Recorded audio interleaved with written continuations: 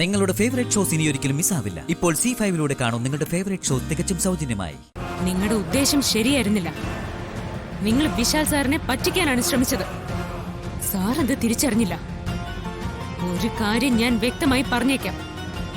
ഞാൻ കൂടെയുള്ളപ്പോ സാറിനെ ആർക്കും പറ്റിക്കാനാവില്ല. അതിന് ഞാൻ സമ്മതിക്കുകയില്ല. അത് പ്രഭാവതി അമ്മയായാലും എന്റെ ആ തീരുമാനത്തിന് മാറ്റം ഉണ്ടാവില്ല.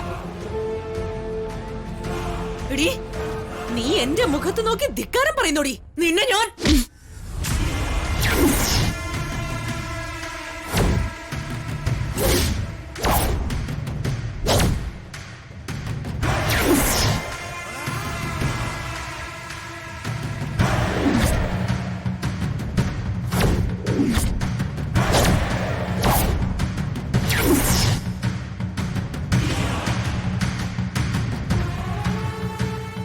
എന്താ എന്തു പറ്റി?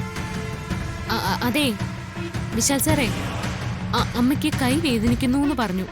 ഞാനൊന്ന് തിരുമ്മി കൊടുക്കുമായിരുന്നു. അല്ലേ അമ്മേ? ആ അതെ അതെ. 2 ദിവസമായിട്ടേ കൈക്ക് ഭയങ്കര വേദനയായിരുന്നു.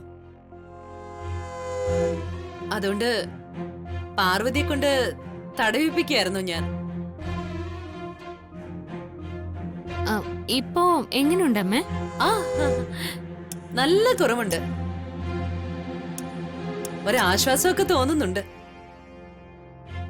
ഞാൻ കരുതി നിങ്ങൾ രണ്ടുപേരും കൂടി ഇവിടെ അടികൂടുകയാണെന്ന്. അയ്യോ, സാർ എന്തിനാ അങ്ങനെ കരുതിയത്? പ്രഭാവതി അമ്മ എന്നെ സ്വന്തം മോളെ പോലെയല്ലേ കരുതുന്നേ? അപ്പൊ പിന്നെ അമ്മയും മോളും തമ്മിൽ അടികൂടുവോ? കണ്ടോ കണ്ടോ, ഇവള് പറഞ്ഞത് കേട്ടോ? ഇവളെനിക്ക് മോളെ പോലെയാ. ഇവളെ ഞാൻ തല്ലുവോ? ദേ, നീ ഞങ്ങളെ കുറിച്ച് വേണ്ടാത്ത ഒന്നും വിചാരിക്കണ്ട കേട്ടോ വിശാലെ. സോറി, ഞാൻ ഒരു തമാശക്ക് ചോദിച്ചത്. നിങ്ങൾ രണ്ടുപേരും എപ്പോഴും ഇങ്ങനെ സന്തോഷമായിട്ടിരിക്കണം. എനിക്ക് അത്രേ ഉള്ളൂ. പാർവതി, നീ അമ്മയുടെ കയ്യ് ശരിക്ക് തിരുമ്മി കൊടുത്തേ.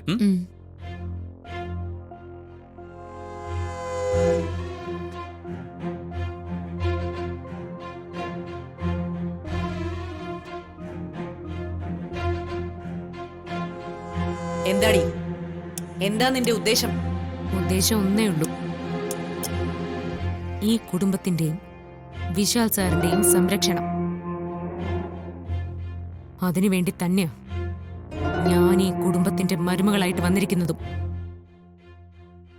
അതാണ് ഉദയന്നൂരമ്മ എന്നെ ഏൽപ്പിച്ചിരിക്കുന്ന കർമ്മം, എന്റെ കർത്തവ്യം. ഇനിയൊരു ചതിയോ രക്തച്ചൊരിച്ചിലോ ഈ വീട്ടിലുണ്ടാവില്ല. അതിനാരെങ്കിലും മുതിർന്ന അവരനുഭവിക്കും. അവരെ അനുഭവിപ്പിക്കും ഞാൻ.